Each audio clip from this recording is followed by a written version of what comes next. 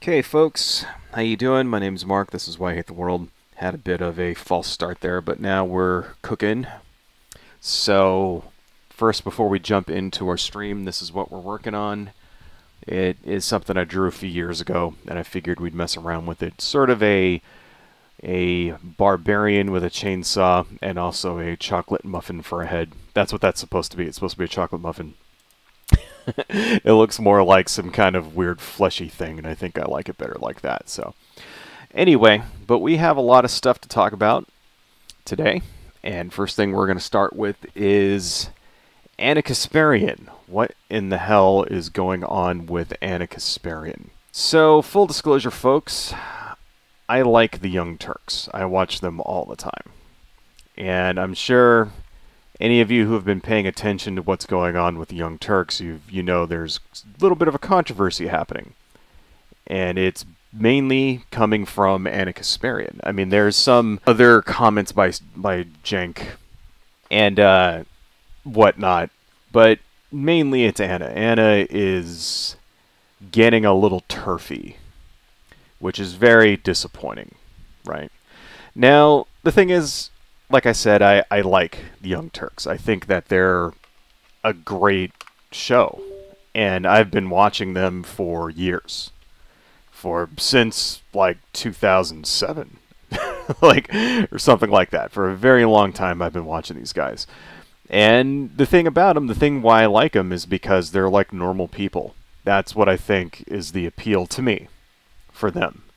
Is that you get like these sort of wannabe cable news shows that you see on the internet or something, especially back in the day, back in 06, 07, right around when the Young Turks first made it big on like YouTube or whatever. And it's just sort of like some stuffy talking head guy with like an authoritative news voice, bringing you the news tonight at 11, like that kind of thing. And it was just like, whatever. And the thing that made the Young Turks different is that, well, they're just normal people. They're normal people talking about real issues that affect ordinary people. And they were concerned about ordinary people, concerned with things like jobs and the economy and, national disasters and war and that kind of thing, right? And stuff that actually affects normal people, right? And freedom and freedom of, not just freedom of speech, but freedom in general, and police violence and stuff like your rights being taken away and voting in elections. Like, they were concerned with like shit that normal people are concerned with, and they weren't all stuffy and elitist about it. That's what brought me on. I mean, in addition to the political bent, the liberal political bent that they have. And throughout the years, I think they've been a pretty good, like what you would call, ally for LGBTQ issues. I mean, they report on them all the time, especially when it comes to things like all of these trans bills all around the country that have been enacted by Republicans, taking away people's rights. Bathroom bills and shit like that, and stopping trans people from getting health care and that kind of thing. Like, they've been really good when it comes to all that shit over the last year, I think. And which is great. But Anna in particular seems to be getting moving a little bit towards the right, seems to be getting a little TERFY, and it's a little disturbing, and it sucks. It sucks to see this happen to somebody that you have been listening to for years. Someone that you think is a trusted name when it comes to the news. I mean, because that's the thing. People evolve. Their political positions evolve. As you get older, you have more experiences. It's just natural. You have more experiences, you meet new people, you learn things, and as that happens, you create new biases, whether you want to or not. It happens to everybody. And usually what ends up happening is that you get more ingrained in your previous biases. So if you have a liberal progressive bias, it tends to expand over time. When they tell you, there's that saying that when you're young, you're liberal, progressive, and you get more conservative as you get older, and that kind of thing. That's not necessarily true. Not really. Not that I've found, right?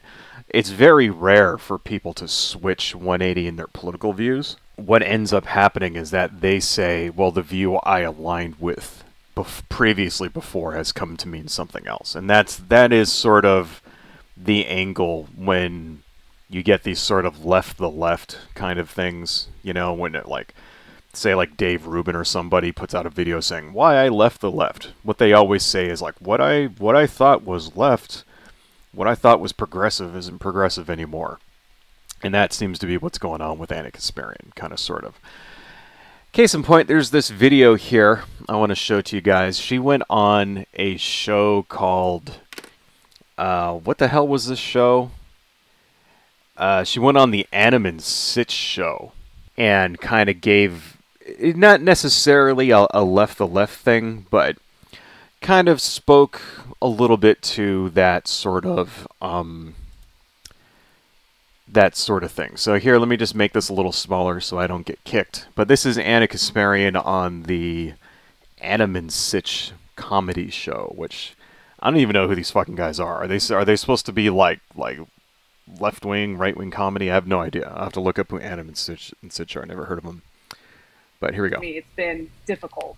And so the internet being what it is, all sorts of people from all sorts of political ideologies have theories on like what's actually happening with me, right? And the main accusation, both from the left and the right, is that I'm grifting, which is hilarious because literally nothing has changed about my work life. I'm in the same place. I have the same audience. The audience doesn't like some of what I have to say or some of the new conclusions I've come to. And so I wanted to kind of set the record straight about what I have personally experienced. I don't know what my political labels are at this point, right? Because I feel like I don't really fit anywhere. And that's just full honesty. It's, again, very uncomfortable for me. And I want to say that out of any point in my adult life, this is probably the point where I'm the most malleable and open to new. Okay. This comes after a transgender producer. Okay, so why does that sound familiar? Right? What she just said, oh, this, now I feel I'm malleable, like this is the first time in my life I'm changing, whatever, my political views are changing. Why does that sound familiar? It's because it's essentially the exact same shit that Dave Rubin said. Right? Pretty much the exact same thing that Dave Rubin said. You know, one in so many words. You know, I've come to learn different things. I've found that people on this other side of the aisle are not what I thought they were, blah, blah, blah. And when I express things, they respond to me in a positive way, whatever. And, you know, she even addressed that. She says, oh, they think I'm grifting. They think I'm going to go off and start her own show. And we'll see what happens. Maybe she will, maybe she won't. Maybe she'll stay with the Young Turks. Maybe she'll go off and join the fucking Daily Wire or something. The thing about that is that you know that if she were to do that, they'd hire her in a nanosecond. Because there's nothing that the right-wing media sphere likes more than somebody who was formerly a leftist. Well, I wouldn't even call Anna Kasparian a leftist. She's not really a leftist at all. She's like a liberal, you know. Somebody who was formerly a liberal coming over to their side so that they can make these sort of like, why left the left and this is why, you know, liberals are crazy kind of content. Because a lot of them are like that. At least they claim they were like that. You know, you got Dave Rubin, you got fucking Jimmy Dore, right? You have fucking Candace Owens claims that she was a liberal before. I mean, she actually was when she was like in college, you know, like stuff like that. So it's not like the money isn't there if she wants it. Right. So that's what makes it kind of disturbing. Now, what the hell was this all about? Because you saw a little snippet there of a tweet of her defending somebody named Jesse Signal, right? What the hell is Jesse Signal? Who the hell is that? And why is Anna Kasparian defending him? So, Jesse Signal is a anti-trans, sort of transphobe, wannabe, like, doctor asshole. Like, I don't even think he's a medical professional per se, but he does things like he defends anti-conversion therapy for trans people. He focuses his reporting on he's a journalist. He's not a doctor. But he focuses his reporting on things like detransitions, people who detransitions, young people who regret transitioning, stuff like that. So basically, the guy's a fucking transphobe is what he is. And he made this tweet where what basically happened is that I think it was in New York City. He was confronted by protesters, and he didn't want to deal with these protesters, so he went and hid himself inside of this room, like locked himself in this room, and spun it in such a way to claim that the protesters were like threatening violence on him, and that if he didn't like he had to do this for his own safety, and Anna came to his defense. So here's the actual tweet here. Let me open this up. Put this back over here. And let's go ahead and turn that back on. Let me make this bigger so you guys can read it. Here's the tweet of her defending this guy. So these tweets were deleted, blah, blah, blah, blah. Anna Kasparian saying, "No, I didn't. You said barricading people you disagree with is nonviolent. If an alt-right group did the same thing to a trans speaker, I'm sure you'd change your tune. You're dishonest, childish, and batshit crazy." So what is that all about? Because she's claiming this guy had to barricade himself in this room to avoid getting his ass beat by trans people. But that's not what happened. He characterized it like that because here's the thing, folks. When you're like an anti-trans sort of, or not just an anti-trans activist, but when you're like a right-wing activist of any kind, the first thing you do is you always claim to be a victim. Whenever you find an interaction with someone who's on the left, a leftist protester of any kind, and they're like not bending over and kissing your ass, then what you need to do is you need to pretend that they're victimizing you of some kind. It's like, oh, I'm just here asking questions. I'm just here giving my talk, and these protesters were mean to me. Because that's the thing you got to remember, right? When it comes to fascists, they are simultaneously super duper strong and then also super duper the weakest people ever.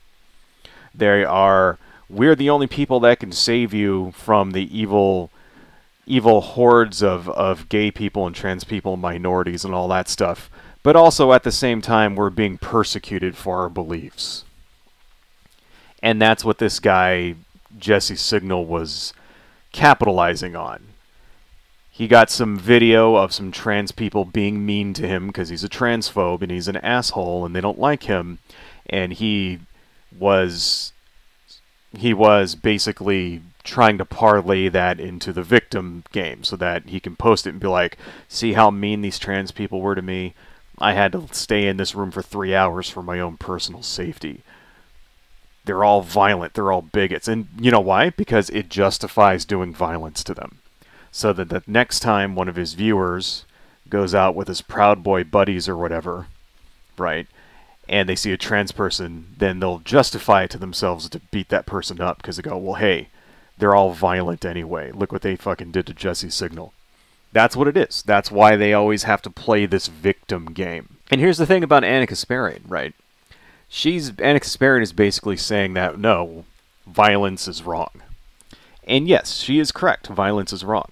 You should not engage in violence. You should not do what this person claimed that the trans protesters were doing to him, that the LGBTQ protesters were doing. But they weren't doing that. Nobody attacked this guy. Nobody, punched him in the face, anything like that. That's not true. They were protesting. They were yelling at him. That kind of thing. Taunting him, calling him names, shit like that. They weren't throwing shit at this. Not that I could find. I don't know. Were they? I mean, if they were, then please correct me. But I looked and tried to find, I didn't see any violence. I didn't see anybody beating this dude's ass or whatever. Right? I mean, taunting someone, calling them names, telling them to shut the fuck up and all that other shit, speaking over them when they speak and that kind of stuff, saying, screaming at them and shit like that, that's not physical violence. That's protesting. And maybe not protesting in the nicest way, but it's not about being fucking nice. It's about standing up for your rights. So, no, I mean, I don't know. Am I wrong here? Please, if I am wrong, please let me know. And I'm genuine when I say that, because I would like to be correct. Because if they actually were beating this guy up, if they actually were hitting him with chairs and shit like that, punching him, physically preventing him from leaving, and he had to like barricade himself in a room for his own protection, if that actually is the case, then please show me, and I will take back what I just said here. But as far as I could tell, that's not what happened. And it seems like Anna Kasparian thought that's what it was. Seems like that's the angle she went with when she was like defending this guy. So you're like, okay, well, that internet in and of itself isn't so bad. She has a point that you should be non-violent when you're protesting this stuff, right? Here's another tweet that she did. And I'm not defending Anna Kasparian here. I'm just pointing out the truth. This is another tweet that she said here. Are you guys genuinely this stupid? This movement made a point to be non-violent, and the violence used against them is part of what changed hearts and minds. Trans activists barricading a speaker at SFSU runs counter to that strategy. Holy fucking shit. Now, she's correct there, because this is the non-violent protest strategy. You got to think like it's like Gandhi's strategy. Gandhi and his movement were the first people to actually do a sort of non-violent movement and have it be successful. Because in the past, they would just kill you if you tried to be non-violent. Gandhi was the first time it worked. And the reason why it worked is because there was a civil society in Britain which was abhorrent of violence. And that's what they, not just Britain, but the world, basically, who saw the violence that was being done in India by the colonialists and that kind of thing. And that's why they were able to have a non-violent revolution for the most part in India, right? And she's right, because if you get violent back, if you become violent, the public turns against you. And that's true. There's nothing that turns people against your movement faster than videos of people going out, burning down buildings, torching cop cars, beating people up, shit like that. That's why it's so, like after Charlottesville, for example, the alt-right was gaining in power, and then Charlottesville happens, and now it's like all of those organizations that were Charlottesville have either disbanded or are attempting to rebrand, that kind of thing. And all those people went in jail, and it suddenly became bad to be a fucking white nationalist again. Why? Because all of this video was out there of them going around beating and killing people, right? Same kind of thing with Black Lives Matter. Black Lives Matter was gaining in popularity, gaining strength, and then all of those riots happened, turned millions of people against them. And here's the thing, folks, it doesn't have to be true either. It just has to look like you're violent, and that is enough propaganda to turn hearts and minds. Because what is ultimately all of this shit about? All these protest movements and stuff like that. It's about hearts and minds. It's about getting people on your side so that you can get some laws passed and you can change society, right? Change the culture, that kind of thing. Culture's not going to change if everybody thinks that you're crazy, like a crazy violent psycho, and your movement is going to murder anyone who gets in their way. But anyway, she does have a point about that, but that's not what was happening in this case. Let's remember that, folks. As far as I can tell, that's not what was happening in this case. What was happening in this case was that a right-wing transphobe grifter was using this as an excuse in order to fucking grift some sympathy clicks and sympathy dollars, and Anna Kasparian seemingly fell for it. So, but still, you could pretty much forgive her for being mistaken in this case, right? Well, then she goes on and says a couple of other things which sort of put her almost in TERF category, puts her in like a TERF category there, and it's not cool. I don't know. She fell for this bonus hole story. Here's another one. So what is this about, right? Okay, stop this. Let's listen to what, this is still on the Adam and Stitch show. Let's listen to what she's got to say here. Right. In fact, I think I can Let me just sort of make this a little smaller. And let's make this full screen. And this is Anna Kasparian talking about terminology she doesn't like. I think that protecting, marginalized communities, protecting the transgender community is important. However, when you move out of or move far away from making sure that they are not denied housing, making sure that they're not denied healthcare, when you move into like these more fringe areas of like, I mean, there was a story out of the UK this week, blows my mind. There was an LGBTQ group in the UK who suggested that instead of referring to vaginas as vaginas because it might be offensive to transgender men, one of the potential replacements or substitutes could be bonus hole. That is literal fucking propaganda. This is the same shit as when Joe Rogan went out there and said, "Look, a guy I know, his wife works at a school where they let the kids just shit in litter boxes because they identify as cats." That's bullshit. Okay. So, the commentator says what she said is bullshit, right? And it is. It is bullshit. But here's her tweet back. Let's make this bigger so that we can see her tweet. Her response to this guy criticizing her bonus hole triad there. I don't make things up, and my point is that this stuff turns people off. It's not really controversial. Right? That's what she said about somebody criticizing her bonus hole speech. Turns out the guy that was criticizing her is actually correct. The bonus hole thing is not what happened. That's not true at all. It was, in fact, there's a Snopes article that I've got here that I would like to show to you guys. We can turn some of these off here. Are health professionals urged to call vaginas bonus holes to not offend trans patients?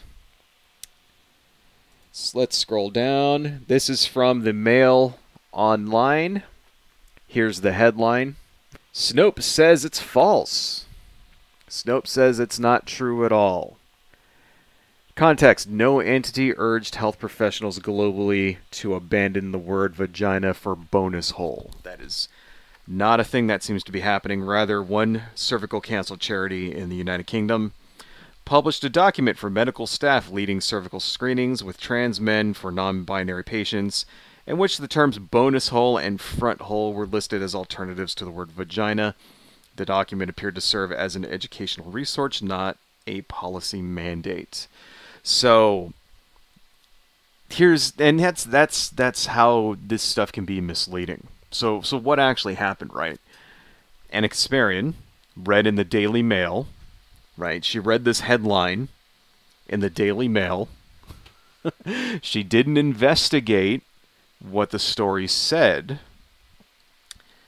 And because if she would have investigated what the story said, she would have saw that medical professionals, health professionals, were not being urged by the government or anything like that. Because what does this sound like?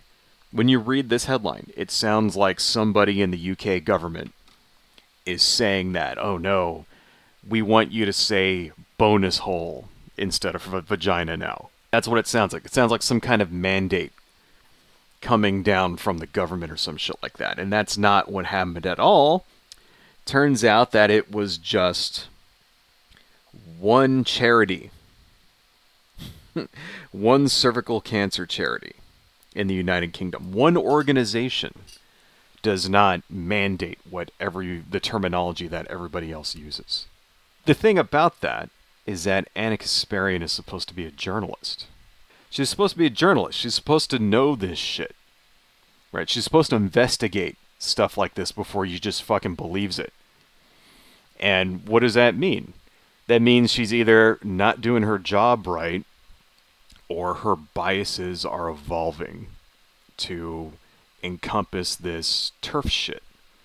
It's either one of those two things. I really hope it's the first one and that she just had an off day and believed something without reading it, and now has learned her fucking lesson and will actually read shit next time before she reports on it. I really hope that's what happened, but we can't leave out that possibility that she's getting TERFY as she gets older. right? She should know better. Here's the thing about the Young Turks, right?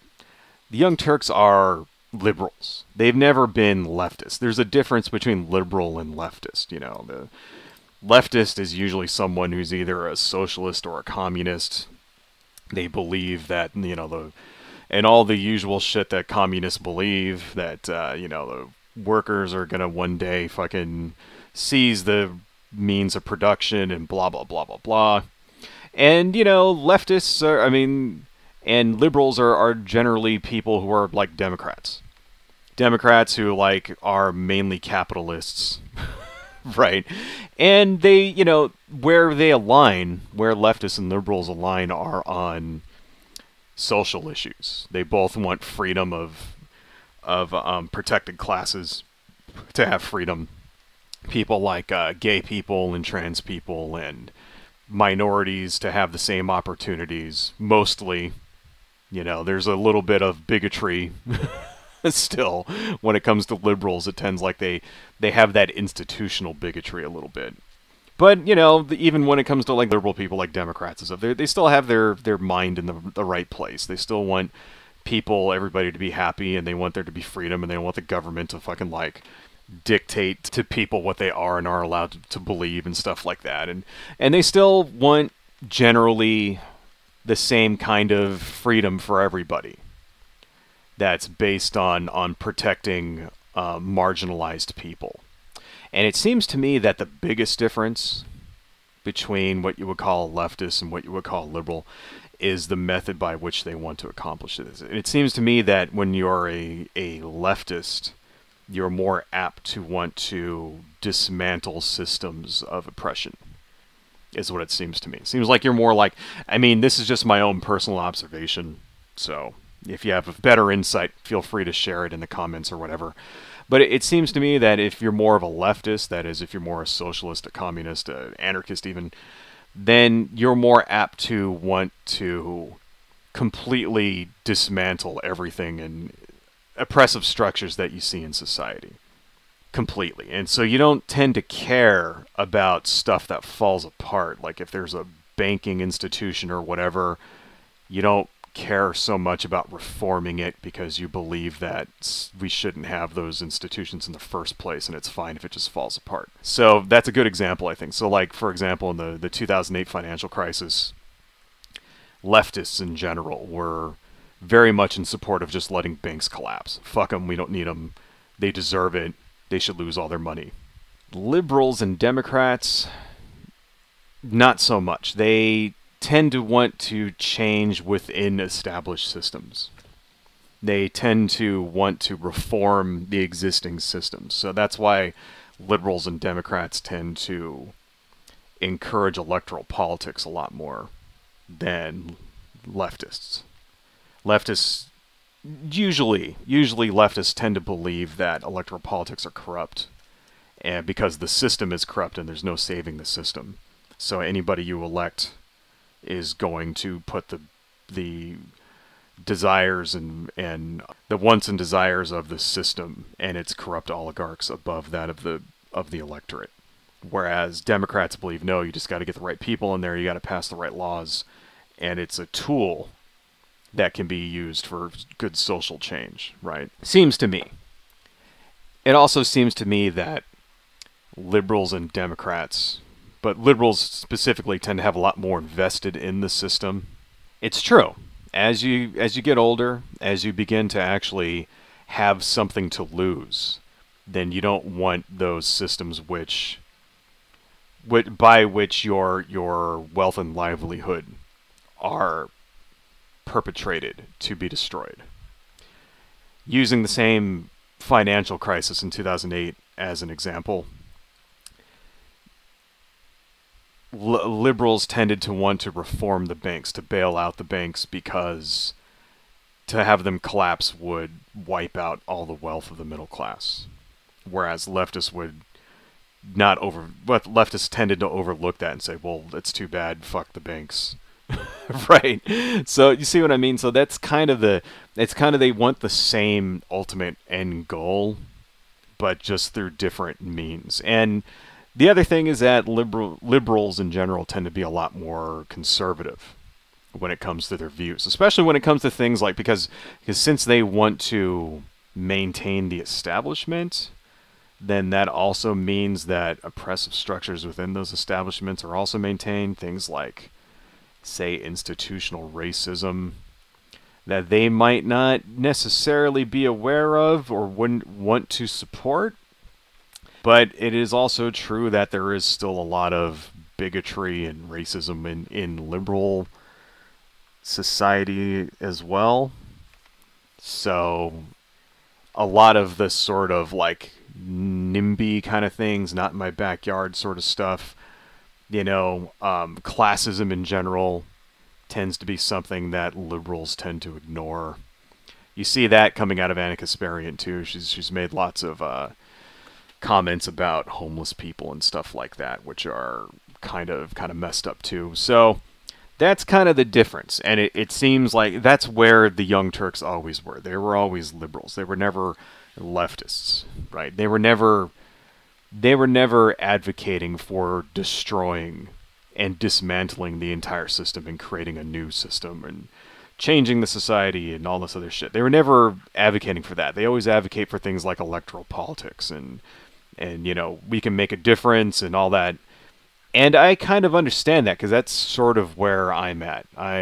Myself personally, I wouldn't call myself I'm not a communist, not really a socialist even. I want things like socialist medicine, you know, socialized medicine. I want that. I want Medicare for all, for example, or whatever way that people can get health care is what I want. Does it have to be something like Medicare for all? I don't care.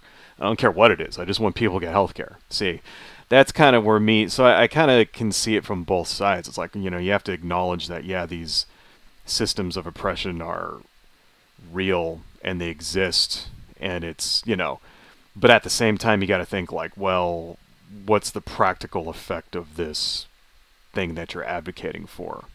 You know? Using the 2008 financial crisis as an example, I think I would have sided with the liberals on that one. It's like, no, we can't destroy the banks completely. That'll decimate people's lives. People will lose their houses and everything they own. And ultimately, yeah, it may be better for society in the long run, but in the meantime, how the fuck are people going to eat? Right? Do you expect... I mean... I got news for you folks. Society is not changing. You know, that's the thing that I think a lot of leftists in general kind of don't understand, is that we want to change the culture. That's not happening. Like, I got in an argument. This is kind of a side note, but I'm gonna talk about it anyway, because fuck it, because it's my stream. The other day, I kind of got into an argument online with a guy when it came to guns and what we could do to stop things like violence against, you know, children engaging in gun violence, mass shootings, stuff like that. And it was after a video I made about a 12-year-old girl who shot herself in the head and shot her father in the stomach and, you know, ended up dying. And this guy was a leftist, and his position was that, well, we need guns, in particular marginalized groups like trans and queer people, because the right wing wants to kill us, and so we need to defend ourselves. And I was like, okay, well, how do you stop what happened to this girl? How do you stop that from happening? Because here's the thing, other countries in this world don't have this problem. You don't see 12-year-olds shooting themselves in the head in Britain, for example, or France, or Japan, or any other place, even like seriously, you don't see this anywhere else. So how do we stop this? Something is wrong in our country. Something is broken. Something's not right when shit like this not only happens once, but happens over and over and over again. So what's your solution? And his solution to me was, we change society. We change the culture about guns. And I'm like, well, that's not a solution. That's a non-solution. That's an excuse. You know, we changed the culture about guns. The reason why this happens is because X, Y, Z. Yeah, okay, that's all true. All right, that's good. It's good. Try to do that. Those are long-term goals. that, yes, will help people in the long term, and that's great. There are long-term goals that are never going to fucking happen, but that's besides the point. But in the meantime, how do you stop this shit from happening tomorrow? Right? Because I'm tired of sitting around listening to people's excuses, and that's all this guy had was excuses. All this guy had was, we just have to, there is no smoking gun, there is no way to... It's like, yes, there is. There are solutions. Other countries do them. We should be doing them too. There are ways of stopping gun violence and shit like that. And that was kind of just, an example of what I'm talking about here. And I think the Young Turks take it from a much more practical standpoint like that. Right? Case in point, I've got a video here about Anna and Senk's comments when it comes to trans rights and electoral politics. And this is a thing that I've seen lots of people comment on. This is from a video. Let me go ahead and turn this on. This is from Cat Black. Right. Let's open that. Okay, pause. We're laser focused on a... Pause this. This is from Cat Black, who is a very, very well-informed video essayist. She makes excellent videos. And if you've never watched Cat Black, you should go watch Cat Black. Right. But let me make this a little... For once! Let me make this a little smaller so that I don't get kicked. Want to make sure that I don't get copyright struck. This is some comments when it comes to exactly what I'm talking about when it comes to this sort of practical political strategies that the Young Turks talk about. And I've seen this cited not just from Cat Black, but from lots of other video essayists as about as like a piece of evidence that the Young Turks are starting to veer towards the right. But let's listen to what they got to say first. Okay. In your life, think strategically about what that means. That means that you're going to continue pushing the Democratic Party to unequivocally support everything that the trans activists want, even if it's unpopular among the electorate. That means they're not getting reelected. That means they're going to lose to Republicans. Now, remember what she's talking about? She's talking about shit like terminology like bonus hole and stuff that is not even really a thing. She's talking about saying shit like birthing person and bonus hole and all that crap. And it's like, yeah, that's not really much of a concern if you ask me. But I can understand what she means, and I can understand why she's concerned. I just don't think it's an actual real concern. I just want to kind of set the scene so that we all know what they're talking about. Exactly, because we're kind of coming into this video without watching the context. And so that's the context that she and Senk are talking about, like unpopular sort of things such as that. Such as, politically correct speech and that kind of shit. Right. Let's continue. Republican lawmakers who are passing draconian, disgusting legislation in various states right now as we speak against the transgender community. So how does that make you win exactly? No, that is incredibly selfish of activists who are betraying their own community. Because when you say I don't care about elections, who cares about the Democrats? That isn't the point. The Republicans introduced over 600 bills against the LGBTQ community. That's because of elections. And over 70 of them have already passed. When you say I don't care about winning and I don't care about elections, what you're saying is I'm super selfish leftist activist and I'd like to build my cloud. But meanwhile, I'm willing to throw trans people and the entire LGBTQ community under the bus, knowing that these bills are gonna pass because we're laser focused on a losing issue. And by the way, you schmucks, you're falling exactly into the right-wing trap. Now, they have a point there. Okay. Before I pick this apart and disagree with ultimately their message, they do have a point. Specifically, Cenk has a point, right? Elections do matter. And you should focus on winning them. as much as possible, right? Because it doesn't really matter how much you do. Like a lot of people on the left, leftists in general, you know, we're talking about the difference between leftists and liberals. Leftists in general tend to not support electoral politics because they see it as supporting corrupt systems of oppression which are corrupt. So if you participate in those, then you're also corrupt. you're upholding corrupt systems, and that the best way to actually affect change is to change society, you know, from the ground up. And that's best done through activism, direct actions, creating your own non-oppressive institutions and stuff like that. And then also institutions to counter the oppression, that kind of thing. What comes to mind to me is the Anarchist Vinegar Collective or whatever, the guys who wanted to create their own abortion pills, which I said was a very bad idea. Like, that's sort of an example of that. It's like, well, we're just going to do our own thing and help people, right? And those are great goals, and that's a great thing. But the reason why you shouldn't ignore electoral politics is because all it takes is for one fascist to get elected and undo everything that you have accomplished. Using abortion as an example, let's say you go out and there's a state like Alabama or something where abortion is technically legal up to 6 weeks, you know, or Florida. There you go. Florida, it's legal to 6 weeks currently in Florida. And things like Plan B pills are like outlawed, right? And let's say that you go off and you create your own sort of group.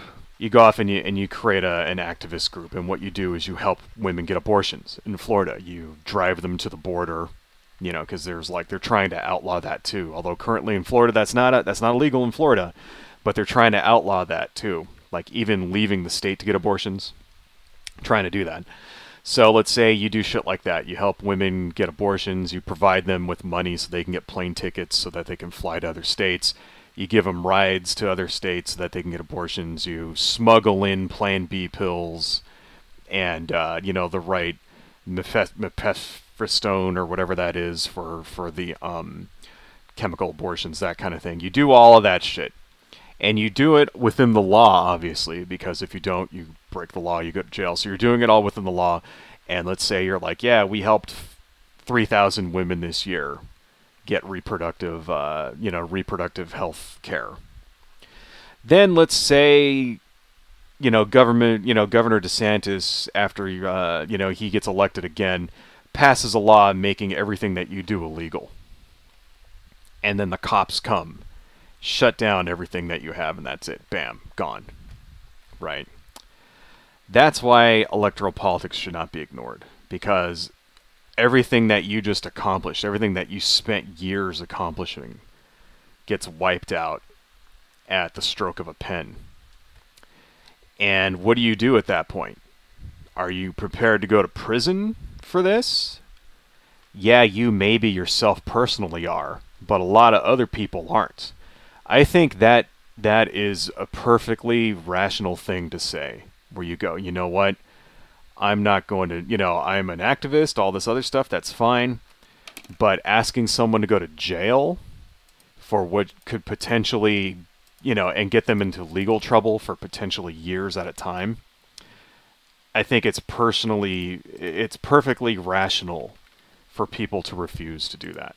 So you have to stop all of your people that are volunteering for your thing. Stop. They just completely destroy all of your work. Gone. That's why it matters. That's why you don't ignore elections. There's the thing with the Young Turks. They're saying, okay, well, a lot of these trans issues are not popular with voters, which is not necessarily true at all. I mean, if anything, the last sort of midterms, the 2022 midterms, and other elections since then have proved that the anti-woke shit, in particular when it comes to trans rights, isn't that divisive as an issue as the Republicans would like to believe that it is, if anything. But they do have a point, though. I mean, yeah, if you hear something like bonus hole or whatever, it's fucking stupid and you're going to laugh at it. It's just that I think the shit they're saying is not necessarily true. You know, they're not doing the proper research when it comes to this shit. But here's the other thing, folks. Here's the other thing you got to remember, is that it also sounds very, very close to capitulating. Doesn't it? Sounds very close to this capitulating and saying, okay, well, we're going to throw the trans people and the gay people under the bus so that we can win this election. And as if you're a trans person, if you're a gay person, if you're part of the LGBTQ community, you shouldn't just give your vote away. You know, you should vote for people that you want to support, but they should give you some shit in return. And if they don't give you the things you want in return, you shouldn't vote for them. That's how elections are supposed to work. That's how elections are supposed to be. You're supposed to support a guy that will help you, not fuck you up. And if he doesn't help you, you don't vote for him. So that's the first fucking thing. And the second thing is you will never, like, here's the other thing, right? The right wing, the Nazis, the fucking Ben Shapiro's and Nick Fuentes's and all those people, you will never appease them. So let's say you don't use certain types of rhetoric. Doesn't matter. They're going to find something else they don't like to spread their hate with. So even though the thing, you know, the bonus hole thing and all that is bullshit, even though that's all shit, even though like this thing, like the guy with Jesse Singer or whatever, that's all fucking propaganda or whatever, even if that shit didn't happen, there would still be other news stories, there would still be other manufactured outrage that the transphobes and bigots would use to spread around and get hate clicks. So why capitulate in some vain attempt to appease these people? You'll never appease the people who want to destroy your very existence. You should not appease them. Kind of the same thing. That's sort of why, like, if you remember back a few weeks ago, there was a story about Rose Montoya, who bared her boobs at the White House, and all the fucking people lost their minds saying, "What are you doing?" And not just the conservatives, but people on the left also lost their minds too, saying, "This is inappropriate. What are you doing?" They're setting back the movement by doing shit like this. That was the reaction from the left to Rose Montoya. Rose Montoya went out and apologized. If I was Rose Montoya, I would have posted on Twitter a huge picture of my middle finger, and I would have said, "Fuck all of you. I'm going to do what I want." Because this is the thing, folks. If she didn't do that, if she didn't bare her boobs at the White House, the conservatives would have lost their minds anyway.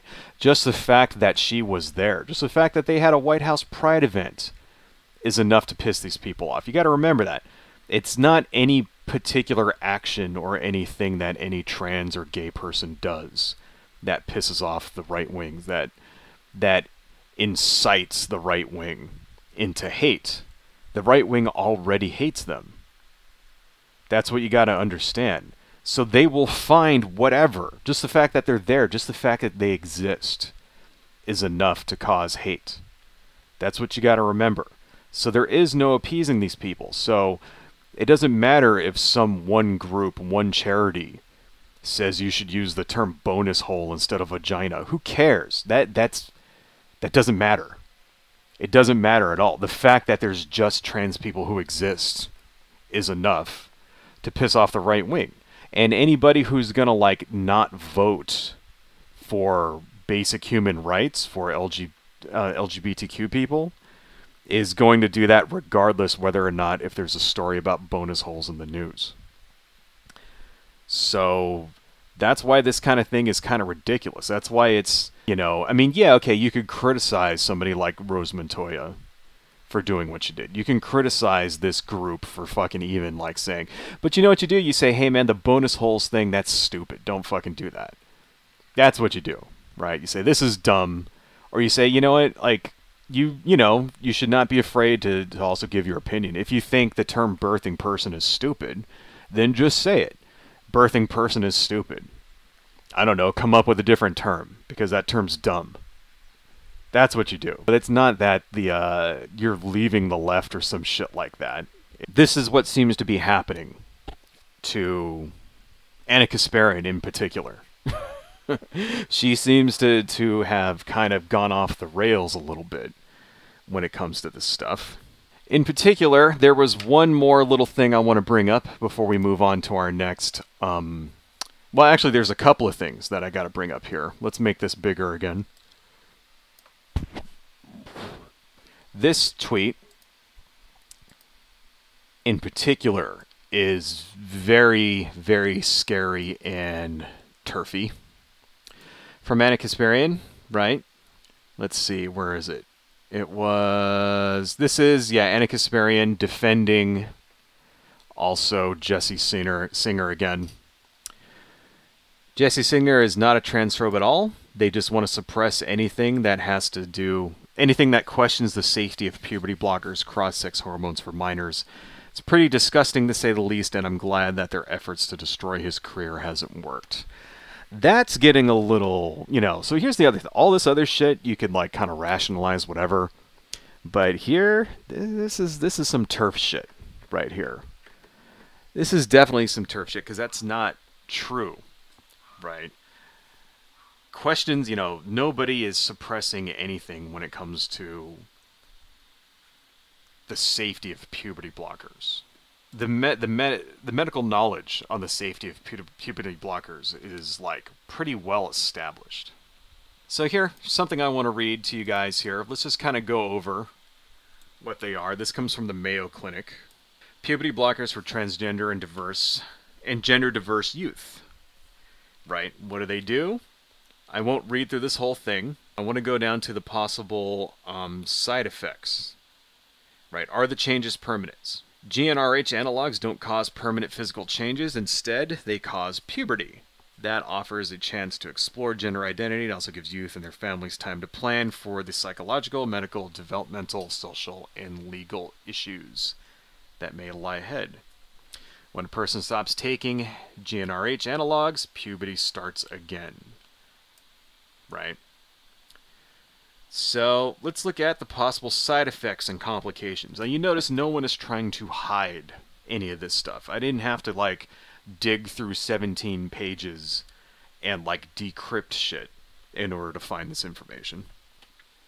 Possible side effects of GnRH. Swelling at the site of the shot, weight gain, hot flashes, headaches, mood changes. Those are side effects. Use of GnRH analogs also might have long-term effects on growth spurts, bone growth, bone density, fertility, depending on when the medicine is started. Those are the long-term effects of puberty blockers. Why? Because those are things that have to do with puberty. Weight gain, growth spurts. What happens when you hit puberty? You have a growth spurt when you hit, 11, 12. You grow. You start getting hair in different places, shit like that. Certain sexual organs start developing. Well, if you take puberty blockers, you block that from happening, then you don't get those growth spurts. Isn't that right? You don't get the increase in your sexual organs of whatever type they are. Right? Bone density can be affected. These are the actual long-term effects. See, the thing is, when you just read Anna Kasparian's tweet there, it makes it sound like there's these strange, weird side effects that are going to fuck you up for the rest of your life that you have, and we don't know the possible implications of them. It's like, no, we do know the implications of them. This is what they are. It prevents you from going into puberty, right? Fertility. Why would puberty blockers affect fertility? Because when you're a child and you haven't gone through puberty, then you're not fertile. So if you take something to block that, guess what? You won't be fertile until you stop the blockers and you go through puberty. Then suddenly your fertility becomes a thing. And a Kasparian and Jesse Signal, if you were to listen to them, it makes it sound like puberty blockers make you infertile. That's not the truth. The truth is, when you stop taking them, right? Let's say you're a kid, you're, 10, and you're questioning things. You're questioning where you may, like, end up and how you want to express your gender. And you take puberty blockers for a year, something like that, until then, let's say a year or maybe 2 years go by and you decide you don't want to do it. You go off of them and your puberty starts up. And then you have your growth spurts. Then you have your bone growth, your bone growth, stuff like that. It's delayed and starts up as normal. Now, I'm not going to say that it's completely 100% normal the way that if you never took them. That's not true. You did lose a couple of years in your growth, and you might not be as tall as you would have been, something like that. Right? So I'm not saying no, there are side effects. There are things to consider. But people can make rationally informed decisions and give rationally informed medical consent when it comes to these things. Even a child can do that. You can sit a child down and you can say, if your child is mature enough and understanding enough to even want to go through some shit like this, then they should be able to understand when you explain to them, this is what could potentially happen.